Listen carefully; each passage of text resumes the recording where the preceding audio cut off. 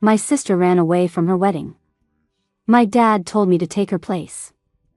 Me, huh, you must be dreaming. My dad, $5 million. I didn't bat an eye, the money doesn't matter, frankly. What really matters is that I've been crushing on my future brother-in-law for ages. My sister and I aren't related by blood. We look absolutely nothing alike, no one would ever guess we were siblings. In fact, we barely qualify as sisters. We are the main characters of one of those absurd true-false heiress dramas. I am the true heiress, she is the false one. However, unlike those stories where the real parents only show up when the protagonist turns 18, my biological parents found me when I was 10. As for my sister's biological parents, one was an abusive alcoholic and the other spent all day gambling. Neither was reliable.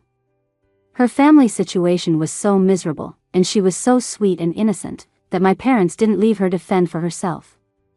They adopted her as their daughter. And just like that, I got a younger sister. She was very cute. Completely unlike her rotten birth parents, a good apple from a bad tree. She was always well behaved and sensible, softly calling me sis. Even when I pinched her cheek, she just looked stunned. Super adorable. Nobody could dislike a sister that cute. Except, apparently, my parents. All they see is dollar signs. As soon as Daisy turned 20, they immediately started trying to marry her off. The nice term is business merger or alliance. The ugly term is selling her. It was then that I realized the truth. They hadn't kept her because they couldn't bear to see her suffer, they kept her because she was pretty and they figured they could sell her later. Why didn't they try to sell me? Probably because I'm a little bit evil. They wouldn't dare. Ugh, the meek get exploited. Poor Daisy. The fiancé they picked for Daisy was a huge deal. I heard he was the perfect husband candidate. Handsome, rich, busy, and never home. Even better, he had zero dating history. My mother tried to convince Daisy, "You'll live the good life forever if you marry him. Look how handsome Ethan Thorne is. If you just nod, you'll be his first love." I watched the show, snarkily cutting in, "No dating history doesn't mean he's a virgin. He might be super experienced, you know." My mother chose to ignore me.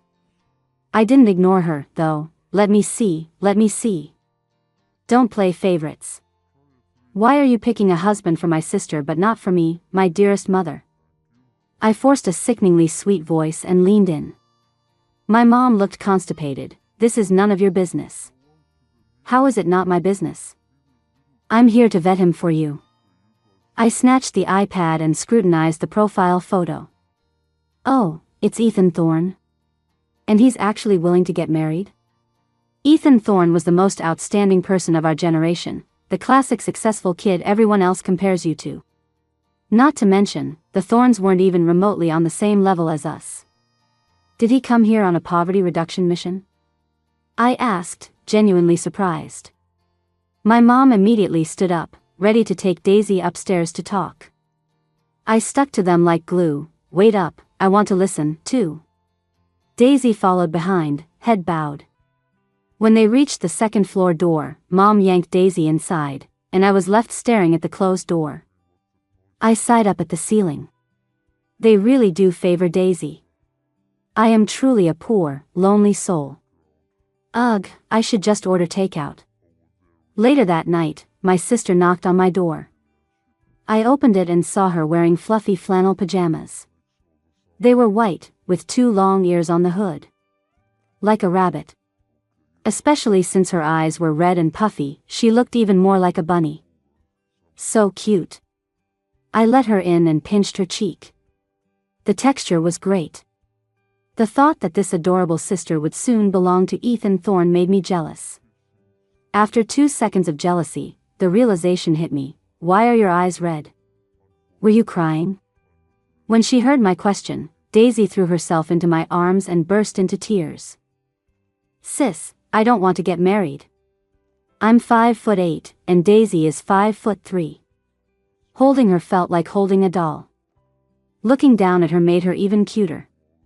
My God, How can a creature as adorable as a little sister exist in this world? Through her sobs, I got my head together. Why don't you want to get married? Is it because you don't like Ethan? To be fair, Ethan Thorne really was a good catch. My parents weren't lying this time. If she passed up Ethan, she'd never find anyone with better prospects. Daisy bit her lip and nodded. I don't know him, and I don't like him. Plus. Her voice trailed off. I raised an eyebrow. Plus what? Her ears turned slightly red. I have a boyfriend. Who the hell kidnapped my sister? Forget Ethan for a second. I raged. Who is it? She held me tight, looking pathetic. Sis, I really don't want to marry a stranger. I just want to be with the person I love. A moment ago, it was like, now it's love. What kind of scumbag stole my sister? Heartbreaking. But no matter how heartbreaking, I had to deal with the immediate problem. I ruffled her hair and sighed, fine, run away. It was summer break anyway. 2 months should be enough time for her to disappear. According to my parents' plan, the two of them were supposed to meet next week. She could make excuses for the first meeting, but she couldn't avoid him for 2 whole months. Ethan Thorne isn't an idiot.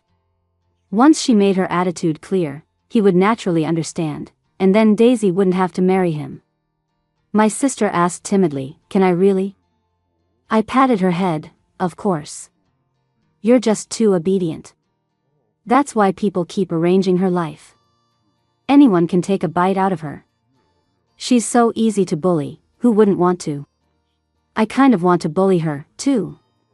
I pinched her face again. She looked slightly annoyed, puffing out her cheeks.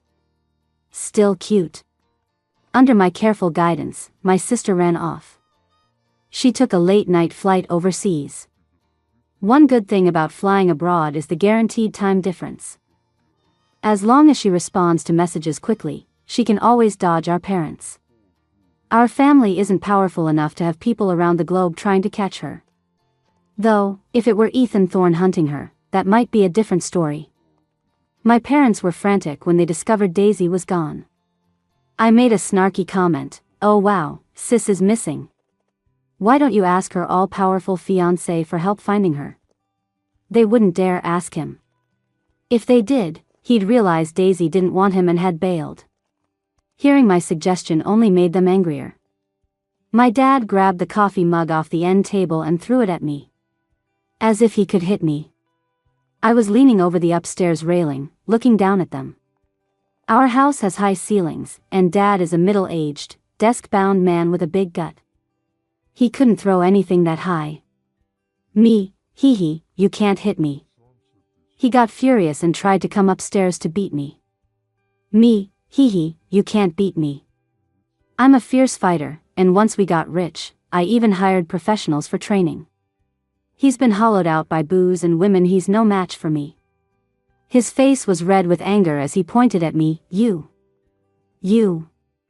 I smiled sweetly. Yes, I'm here, Dad. As soon as I said that, he froze. He looked me up and down with a strange expression that made my skin crawl. Then, he asked in an equally strange tone, what did you just call me? Something's up. I answered without changing my expression, old man. He ignored my second comment and muttered to himself, that's right. I have another daughter. Last time Ethan only said he wanted to meet my daughter, he didn't specify which one. What's he rambling about? And why is he dragging me into this? I clapped my hands, ready to go back to my room. He stopped me. Wait. I ignored him. You stop right there. You're going to marry him in your sister's place. That got my attention. I stopped, turned, and looked at him. Me, haha, you are really delusional. Me, marry him? Has he lost his mind? He narrowed his eyes. $5 million, and you marry him. $5 million? Am I really that shallow? Of course, I'm not. I smiled. Okay, Dad. You know I've been eyeing my future brother-in-law for a long time. When do I get to meet him? The meeting with the fiancé was not urgent. To avoid offending Ethan, they decided to make some adjustments to me first. There wasn't much to adjust. Black straight hair, white simple dress. Anyone who looked at me would think I was a good, obedient girl. Even my face is the picture of innocent purity. I actually look more compliant than Daisy. Since they couldn't change my appearance, they started lecturing me about how I should talk. If you absolutely can't manage, just be mute. Me, that won't work. I grew a mouth specifically to talk. My dad, talk less. Me, depends on my mood. My dad, if you're in a good mood, will you talk less? Me, that depends on what makes my mood good. He got the hint. His phone screen lit up. Bank deposit notification, 1 million. TSK, he can casually transfer $1 million. I should have asked for more than 5 million. Ethan and Daisy had never met. Arranged marriages are truly strange. They could discuss the wedding without even having met. Especially since my family offered him absolutely zero benefit, he really was on a charity mission. I couldn't figure him out. I sat by the window in the coffee shop, resting my chin on my hand, stirring the hot milk in my cup boredly. It was too hot to drink. But I was thirsty. So, I ordered an iced milk, too. If I couldn't drink the hot one, the cold one was fine. My dad insisted I get to the coffee shop early to wait, saying I had to make a good impression on Mr. Thorne. A good impression? Ethan's face flashed through my mind, and I paused. Did I forget to tell them that I had met Ethan before? Whatever. It doesn't matter. Drinking milk is more important. I asked the server for 2 straws, putting one in the iced milk and one in the hot milk. Slurp. I took a sip of the cold one. So icy. But the flavor was bland. Hot milk is definitely better. I sipped the left, then the right, occasionally worrying about my already temperamental stomach, when a dark shadow fell over me, blocking the light. Why is he standing right next to me when there are so many open tables? I looked up, annoyed. The face I'd seen 800 times on an A4 sheet of paper over the last few days had stepped into my world as a real person. He sat down opposite me, his dark eyes swirling with hidden emotion. When I met his gaze head-on, he lowered his eyes, looking slightly flustered. His Adam's apple bobbed, and his deep, pleasant voice introduced him. Ms. Liang, nice to meet you. I am Ethan Thorne. I put down the straws and smiled sweetly. It's not the first time we've met, though. Hey there, Kat. Long time no see. I knew Ethan Thorne. I had run into him 3 times at different points in my life. The timeline spanned more than a decade. The first time was 13 years ago, the last was 3 years ago. My life was pretty monotonous, and I hadn't met many people. He was beautiful, the most beautiful person I had ever seen. Society is always kind to beautiful people, and so is memory. Ordinary faces fade and blur over time, but beautiful ones are like aged wine, only deepening with time. Or maybe it was because I never encountered another face as memorable as his. So, I remembered him. He might not remember me. Although I'm good looking, too, he's rich and powerful. He must have plenty of gorgeous people around him. My sister, for example, is super cute. I rested my chin on my hand. Why aren't you saying anything? Don't you remember me? I pretended to clutch my chest. How sad. You don't remember me. Lies.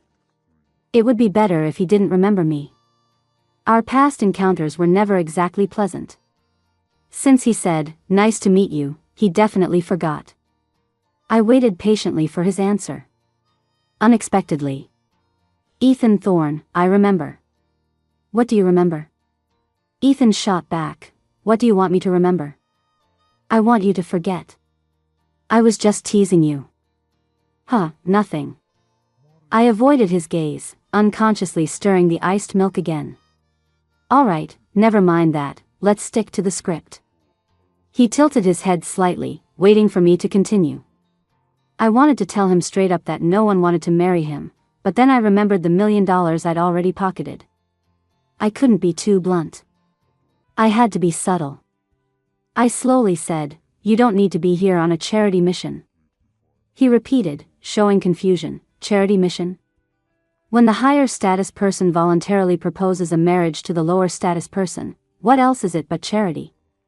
Anyone with half a brain would understand what I was saying. But for whatever reason, Ethan was playing dumb. I racked my brain for a delicate way to put it. "I think you deserve someone better." "Ethan Thorne, I don't agree." It was like, "It's not about what you think, it's about what I think." This conversation was going nowhere. If I didn't speak, he didn't speak. We just stared into each other's eyes. Very awkward. Fortunately, I have thick skin.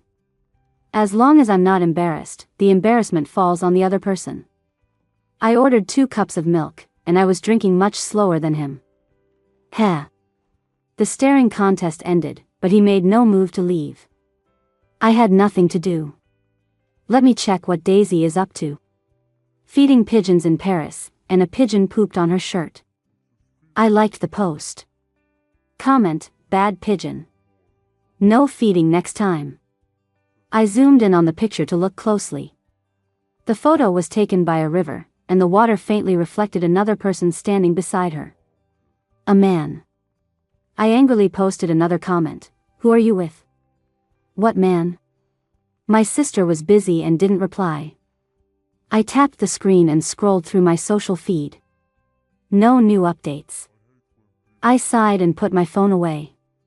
I was about to ask Ethan how long he planned to sit there, but I looked up and saw he had been staring at me the whole time.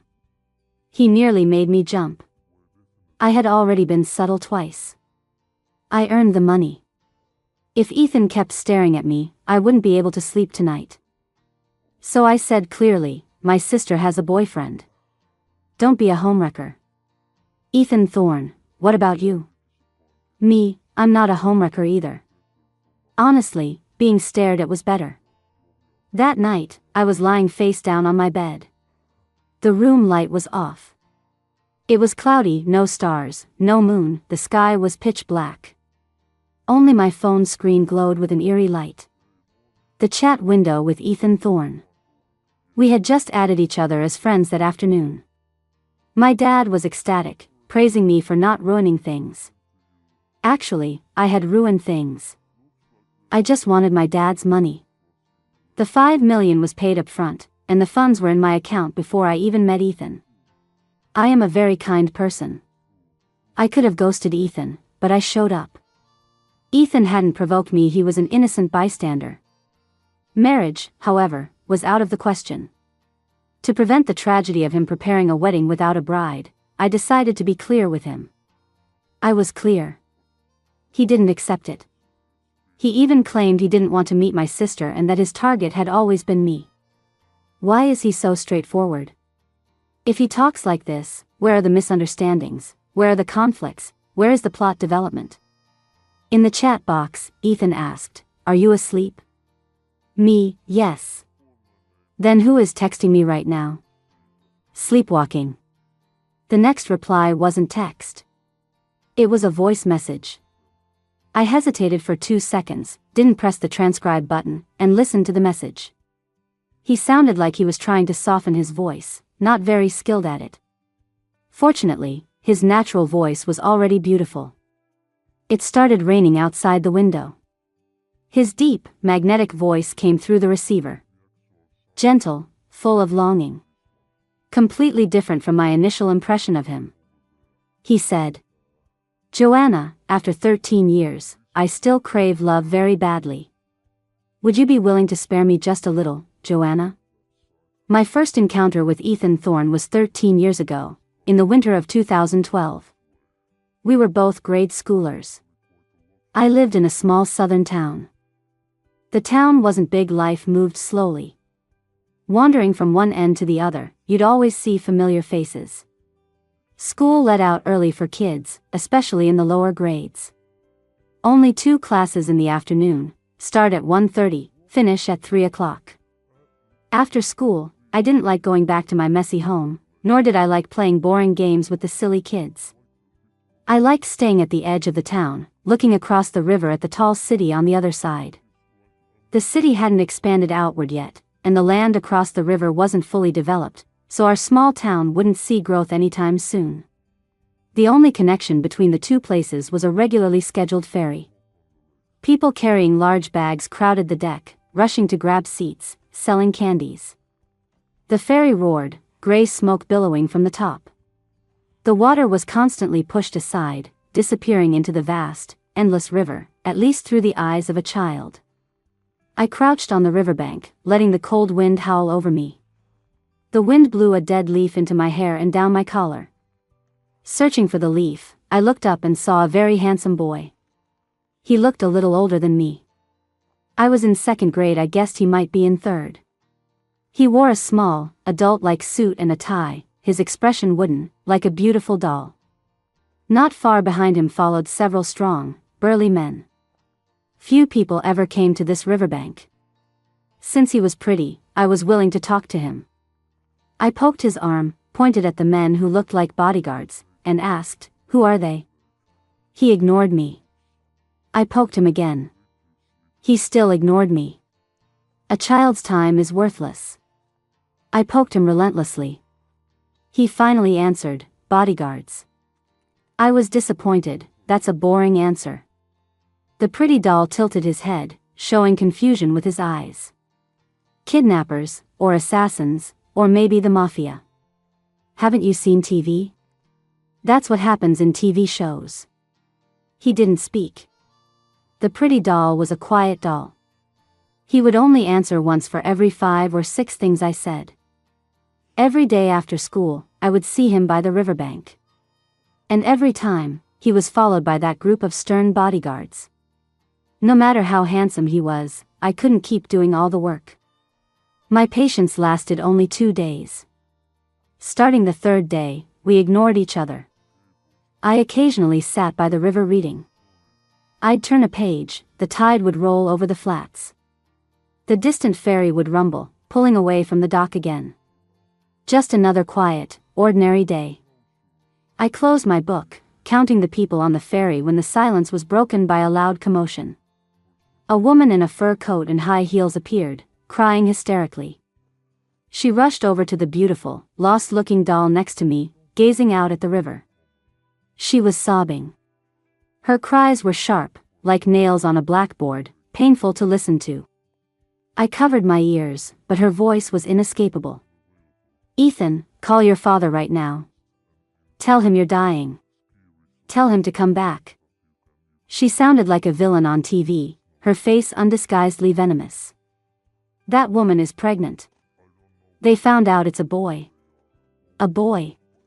If that child is born, both of us will be abandoned." I took my hands away from my ears. Gossip is human nature. Children are no exception. "Little fish, shall you?" "Why not little cat?" "I like cats." Meow, meow, meow. The woman was lost in her own emotions. Today is our wedding anniversary, and he's with that woman outside. What is so great about those women? He won't answer my calls. "Ethan, help your mother, just this once." The little cat, no, the little fish, said nothing, as usual. Only the woman's crying continued, endless like the river water. After a long silence, the woman calmed down. I thought she had composed herself and was going to take her son home. The silence was broken not by her words, but by a loud slap. It wasn't just a slap. Her sharp, manicured fingernails sliced his cheek. Droplets of blood rolled into the woman's knuckles. She looked savage. "What good are you to me?" The bodyguards in the distance remained motionless, like trees standing against the wind on the bank, observing the assault. I was an observer, too. Watching him miserably endure the violence of the mother who once shared a heartbeat with him. A long moment later, I saw tears. Clear tears rolled down her cheeks. They weren't coming from the pretty doll's face, but from his mother's. She cried as she gently pulled him into a hug, softly singing him a lullaby. She told him, "I'm sorry." This exact scene played out in front of me 3 times. I started wondering if I was dreaming, as the lines were mostly the same. No, wait, there were slight differences. The first time, the little cat's face was cut. The second time, his arm was bruised purple. The third time, he was being choked, close to suffocating. He was almost dead. The bodyguards finally woke up and took away the still hysterical woman. He should have gone to the hospital, but he didn't. He sat silently on the riverbank, and I sat next to him. Suddenly, he asked me, if I jump, will I die? Yeah, probably. Gurgle, gurgle, and you'll die. A few days later, you'll swell up like a giant and float back up. Let me tell you, bodies that have been soaking for a while are super ugly. I saw one here once. You couldn't even tell what they looked like when they were alive. I said excitedly, are you gonna jump? If you die, try not to drift away. Once you swell up, I'll find a fishing net and pull you out. I just heard, that some people explode after they die, boom. I made an exploding gesture, looking at him expectantly. He frowned, you've seen that? I sighed regretfully, I haven't seen one explode. He fell silent again. I didn't give up, poking his arm, kitty cat, are you jumping? He looked down, I'm not a cat. I ignored him. Kitty cat. I'm not. Kitty cat. I have a name. Kitty cat. He couldn't take it anymore, my name is Ethan Thorne. Me, Ethan Kitty Cat. Ethan Kitty Cat didn't jump. I managed to annoy him. I didn't see him for the next 2 days. On the third day, he reappeared. I waved at him. He paused, but continued to walk toward me. I got close to him, Kitty Cat, you still haven't told me if you're jumping. Tell me when you do, I want to fish you out. This time, he didn't correct my nickname, but instead asked, if I die, will they regret it? I looked blankly at him. His expression was serious. Soft snow was falling outside. I asked him just as seriously, if they regret it, what happens? Will they die, too? He said, they will love me. That's it? I wrinkled my nose, wow, you're cheap. No wonder they don't love you. Just a little bit of love in exchange for his life. They don't love you. You should grab them by the head and force them to love you, not wag your tail and beg for pity like a lapdog. I don't want to play with a dummy like you anymore. If you die, I won't fish you out. You're too stupid.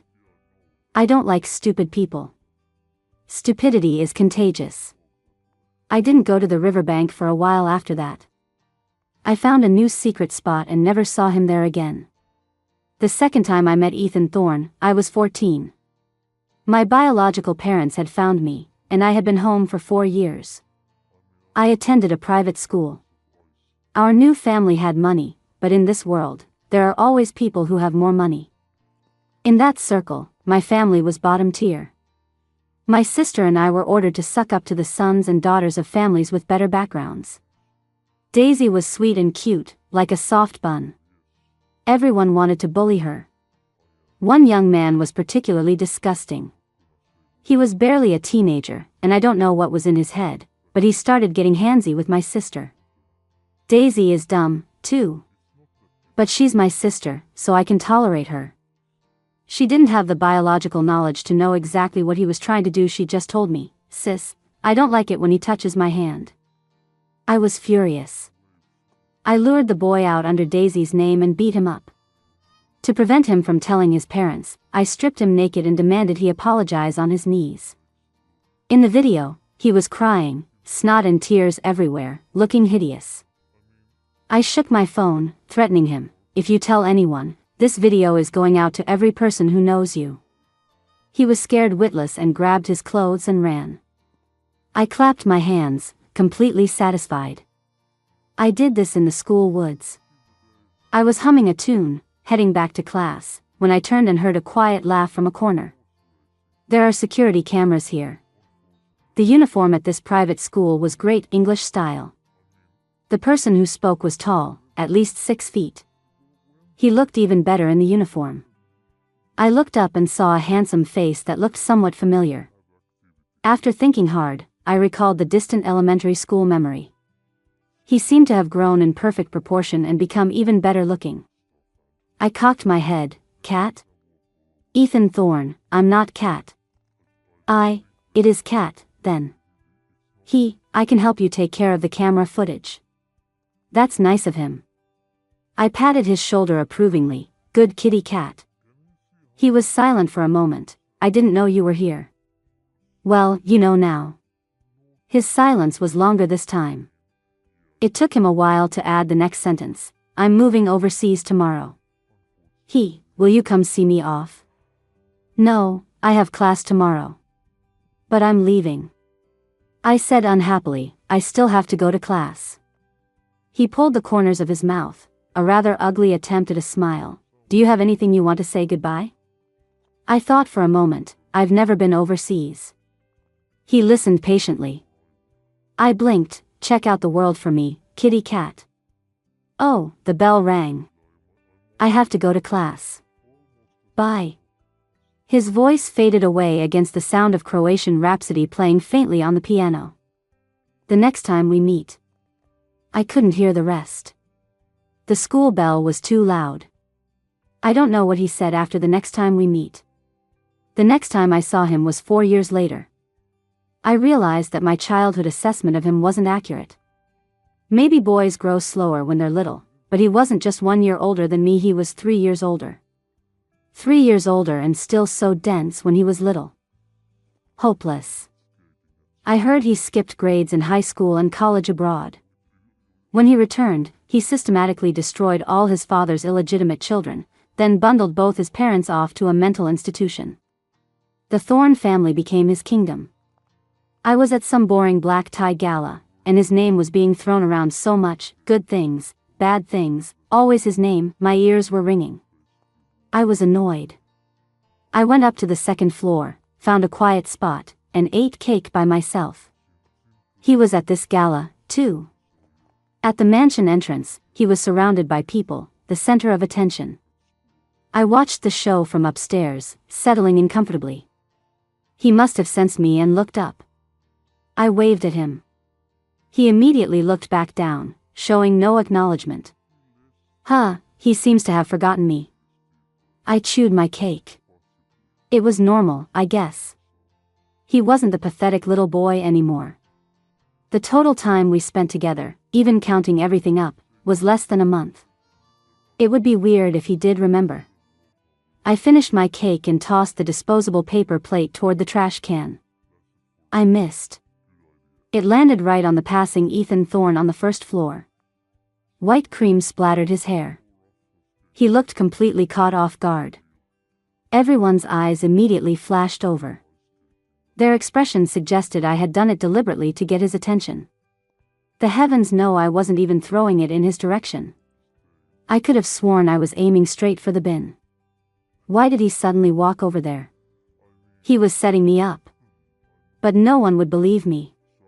After all, he's a huge deal now, and people try to approach him in every way possible. I didn't change my expression. My apologies. Time to make a run for it.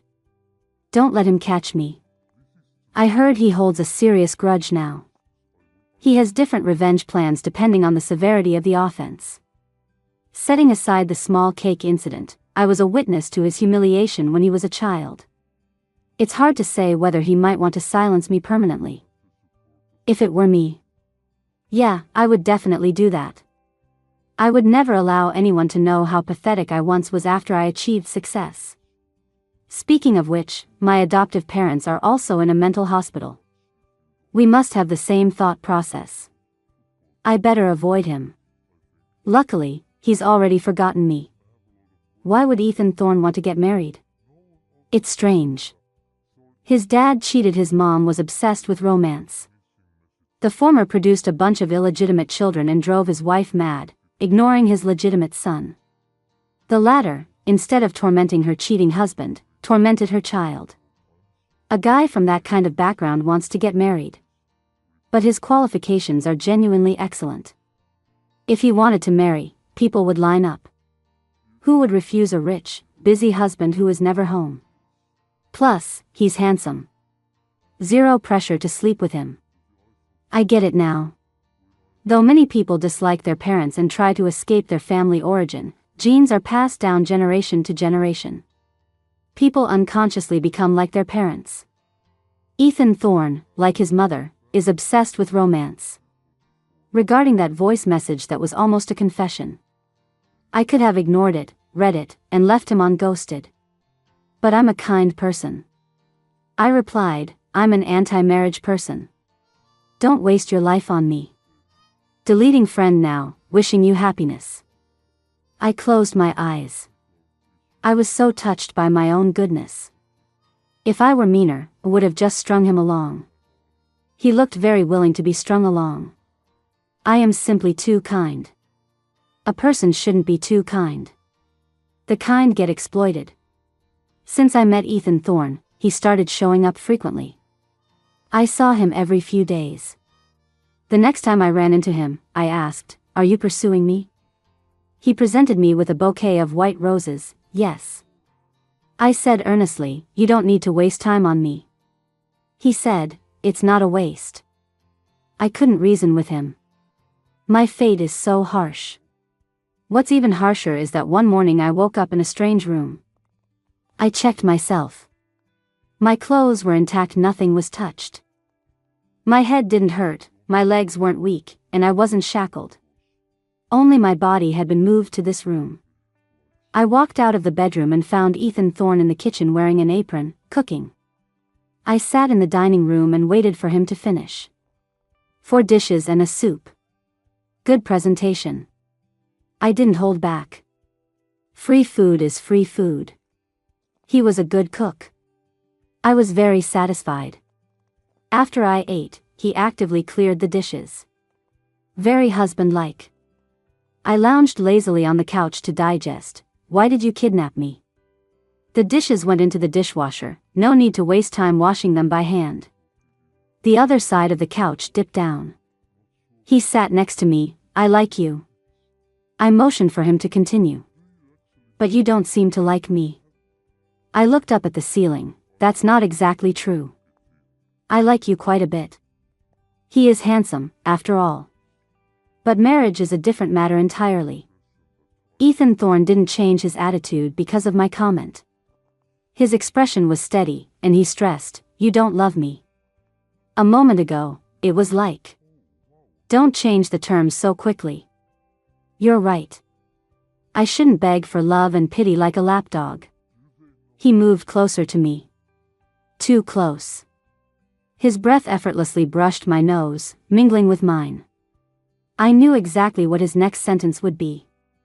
I tried to save myself. A forced relationship won't be sweet. He lowered his head. His lips, cool and soft, pressed against mine. Just like my first impression of him. He whispered, "If you don't force it, you won't get the melon.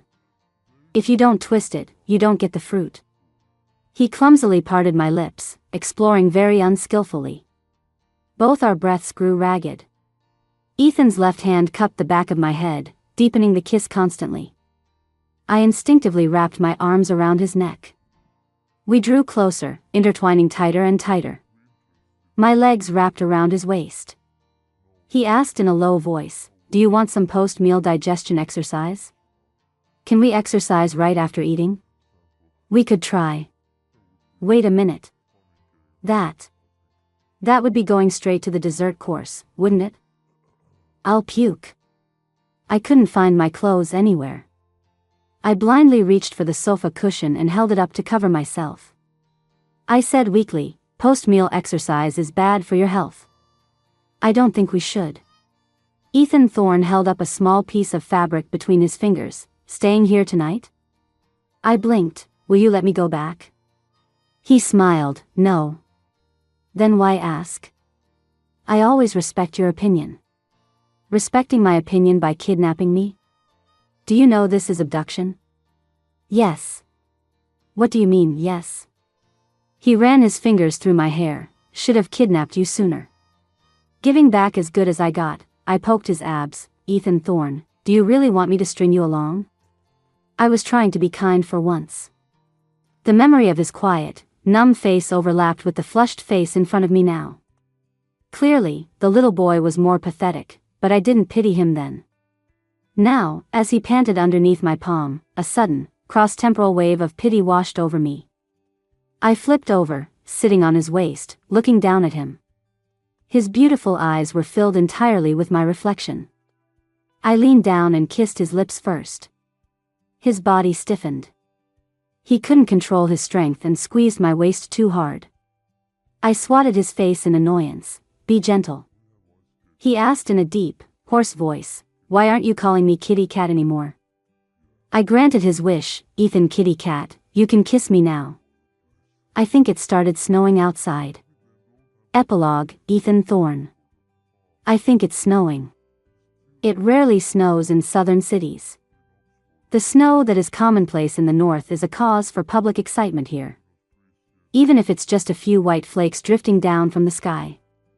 Joanna was excited. She stretched out her hand to catch them.